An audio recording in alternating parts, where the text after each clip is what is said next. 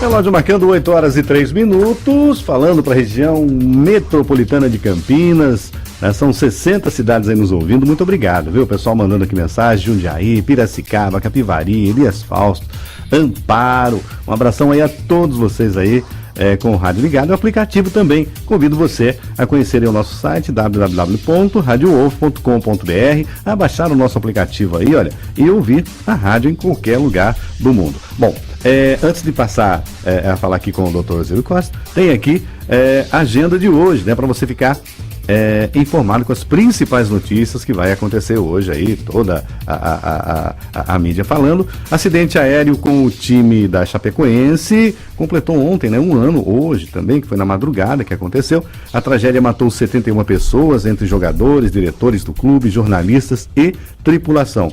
Em Chapecó, Santa Catarina, parentes, moradores e torcedores fazem vigília em homenagem aos mortos. Além da dor e da saudade, as famílias das vítimas também lidam com uma batalha judicial para serem indenizadas. No Rio, a polícia fará uma perícia na cela onde Antônio Garotinho disse que sofreu agressões. O ex-governador do Rio de Janeiro foi transferido para outra prisão após aí o relato. Na versão dos agentes penitenciários, Garotinho se autolesionou. E também hoje, falando de esporte, o Grêmio pode ganhar aí a Libertadores pela terceira vez. O time gaúcho enfrenta o Lanús na Argentina.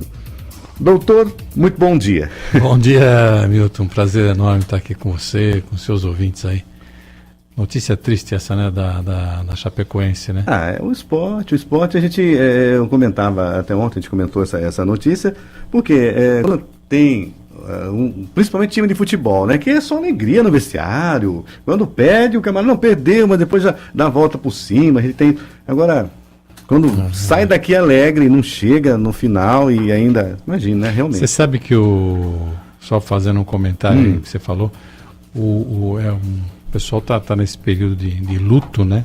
E o luto ele tem dois tempos, né? Eu acredito que o luto ele tem um tempo externo, né? Que é isso que você comentou agora, faz um ano, né? Da tragédia.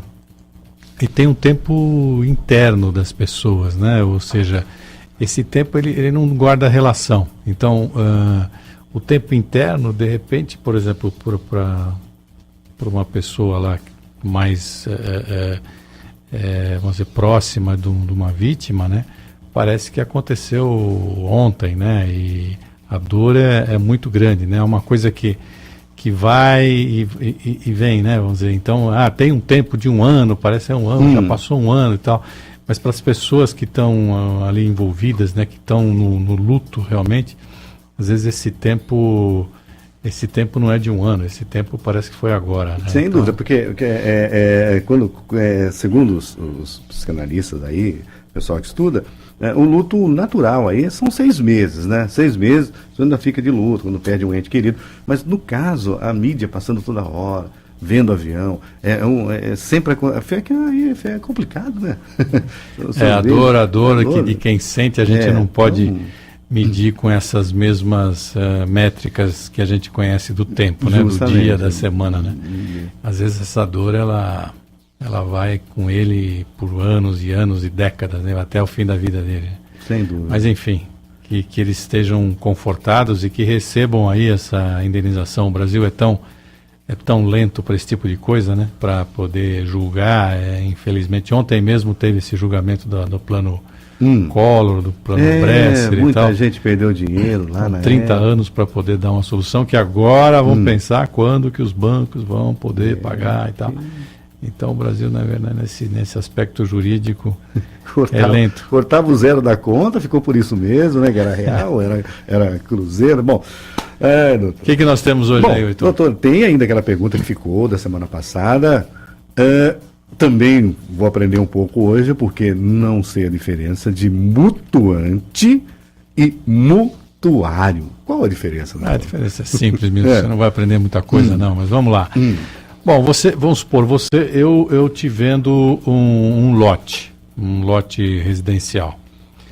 Então, como o lote normalmente tem um valor mais alto, ou um imóvel, né? Então você vai ter que financiar, vamos supor que você financie comigo. Eu falo, não, eu vou te cobrar isso em em 10 anos, por exemplo, né?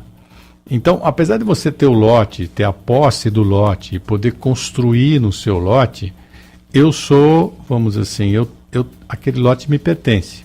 Então, você é o devedor desse lote. Então, a palavra devedor, o sinônimo de devedor nesse tipo de contrato é o mutuário. Então, é uma palavra muito conhecida aqui, muito divulgada, né? Agora, como você é o devedor, você tem que ter na outra ponta um credor, né? Esse credor, nesse caso, sou eu que te vendi esse lote. Então, esse credor é o mutuante. Então, a gente fez um mútuo, né? Um acordo mútuo, né? Então, o mutuante é basicamente, essencialmente, o credor e o mutuário é o devedor, né? Então, se você... Apesar de você poder usar o lote, ter a posse do lote, etc., poder construir no lote, você tem algumas obrigações contratuais com o mutuante, que sou eu nesse caso, do exemplo, né? Pode ser tanto entre pessoas físicas como jurídicas. E aí essas obrigações têm que ser cumpridas. Basicamente é o pagamento, vamos dizer assim, né? E esse pagamento tem que ser feito. Caso não seja feito, a lei tem todo um arcabouço de como, vamos supor, eu posso reaver esse lote caso não houve os pagamentos de acordo com as cláusulas contratuais, né? Então, o mutuante é o credor e o mutuário é o devedor. Basicamente isso. Tá certo. Bom, na semana passada também falamos sobre amortização. Qual o melhor sistema de amortização? Existe algum sistema de amortização, doutor? Sim, então, por exemplo, quando nessa venda, vamos pegar o mesmo exemplo da pergunta anterior. Quando eu te vendi o lote, né, eu vou normalmente, vamos dizer assim, como você não vai me pagar à vista, eu vou cobrar de você a correção monetária nesse período, mais um determinado juros, né? É lógico que às vezes, se você tem um parente, um filho, um irmão, não sei, você pode emprestar sem cobrar juros ou correção monetária, né? Ou até doar, não sei, né? Mas não é o caso. No mundo comercial, toda vez que você faz um empréstimo, você cobra os juros e a correção monetária, né? Aí quanto vai cobrar, etc., depende de caso a caso. Agora, nós falamos a semana passada da amortização. Então, o que era a amortização? A amortização era uma maneira de você ir me pagando esses juros mais uma parcela do principal, né? Você vai abatendo esse principal e abatendo o juro, sendo que nesse período, vamos supor que eu te emprestei por 10 anos, quando chegar na última parcela, no último mês, esse valor está zerado. Qual o melhor sistema para amortização, né? Ele pergunta, né? Bom, existem vários sistemas para amortizar esse valor, né? Vamos dizer, o melhor sistema é difícil responder qual é o melhor sistema. É mais aquele que, vamos dizer assim, seja mais de acordo com as suas possibilidades. Vou dar um exemplo. Para ficar mais fácil. Por exemplo, no Brasil usa-se muito a tabela Price, né, que é um cálculo matemático inventado aí pelos franceses. Então você vai comprar um imóvel, ele vai falar, o imóvel eu vou te cobrar via tabela Price. O que significa isso? Significa que dentro das parcelas que você vai pagar como prestamista, né, todo mês você vai lá e paga aquela mensalidade, aquele valor do imóvel, ele vai ser deduzido naquela parcela que você está pagando, está embutido os juros, a correção monetária e ainda uma pequena parte do principal. Só que na tabela Price, o cálculo matemático é feito de tal maneira que esses valores vão subindo ao longo do tempo. Então você começa com uma parcela menor de pagamento de juros, correção monetária e abatimento da dívida, né? E esse valor vai subindo ao longo do tempo. Então, por que no Brasil isso é, vamos dizer assim... Inviável. Não, é popular. É popular. As pessoas gostam. Por quê? Quando você vai comprar um imóvel, um lote, alguma coisa no gênero, né, que é um valor alto, que tem prestações por anos, você paga uma parcela inicial baixa. Então o brasileiro faz essa conta, fala, pô, comprei isso aqui e tal, e vou pagar tanto, cabe no meu bolso, eu vou em frente. Entendi. Só que a tabela price, fica aqui o aviso pro ouvinte, né? A tendência é que ela vai subindo ao longo dos anos, né? Então ela vai subindo e vai abatendo cada vez mais no saldo devedor. No caso, por exemplo, vamos pegar uma outra tabela. A tabela SAC, por exemplo, que é o sistema de amortização constante. Aí já não, o próprio nome está falando, né? Um sistema de amortização constante. Você, desde a primeira parcela, já vai abatendo a sua dívida dos juros, da correção e do principal de uma maneira constante. Então você sai de um patamar mais alto do que a tabela price, tá certo? E vai mantendo aquilo. Então, se você aguentou pagar a primeira, a segunda parcela, você vai aguentar pagar, se não acontecer nenhum imprevisto, né, pelos próximos 10 anos. Na price, não, você pode ter pode ter problema, né, vamos dizer, mas é que o pessoal pensa, vamos, daqui a 5 anos eu estou melhor, estou ganhando mais, estou isso, estou aquilo e tal, e também a parcela acaba se ajustando à sua nova realidade financeira, né? Agora, tem outros modelos, tem vários modelos de amortização. Por exemplo, tem um modelo americano que você não paga o principal, você só paga os juros. Então, vamos supor, eu te empresto R$100 ou R$100.000. Eu vou cobrar de você 2%. Então, todo mês você me paga R$2.000. E você não paga absolutamente nada dessa dívida dos 100 mil que você me deve. Daqui a 10 anos, fala, bom, vou quitar. Eu te devo 100 mil, está aqui os 100 mil. Só que, por exemplo, 10 anos depois, a inflação, né, o mercado, você mudou de situação financeira, esses 100 mil tem outro valor, né? Esse é um sistema, é o que a gente chama de sistema de amortização americano. Então, o que é melhor, né? Que é a pergunta dele. O melhor é aquele que cabe, vamos supor, que você consegue realmente, vamos dizer assim, pagar suas dívidas. Entendi. E tal, seguir. Mas voltando no início da resposta, a tabela price, né, um sistema francês, é muito popular no Brasil. Tá certo. Bom, o que tem mais aí? Bom, são 8 horas e 15 minutos, eu acho que eu vou passar para o jornal agora, tá? Tem aqui uma outra pergunta. Demorei muito na resposta. Como posso saber se meu projeto ou se minha empresa é rentável? Isso também vai demorar um pouco para eu responder, porque tem que fazer uma análise aí, né? Você quer passar tem que ver o site do então? celular. Eu acho que é bom passar para o jornal. E depois tem uma outra pergunta que eu vou deixar para a semana que vem. Como fazer? Tá vendo? Olha, um ouvinte já perguntou aqui, tá? Como posso saber se meu projeto ou se minha empresa é rentável? Tá? E se e quanto ele é rentável? E depois uma outra pergunta que já vai de encontro também. E como fazer essa análise? Então, acho que é uma pergunta mais extensa, vai ter que ter um tempinho para responder então ela. Vamos pro jornal. Então. O jornal o jornal de domingo, né? O doutor... deixa eu ver aqui, a gente vai aqui, né, doutor, abrir aqui, mas só pode já comentando aí o que aconteceu no domingo, uma matéria muito interessante. O senhor falou que, como é que é o título? É casa? Quem da sua casa. Isso. É verdade.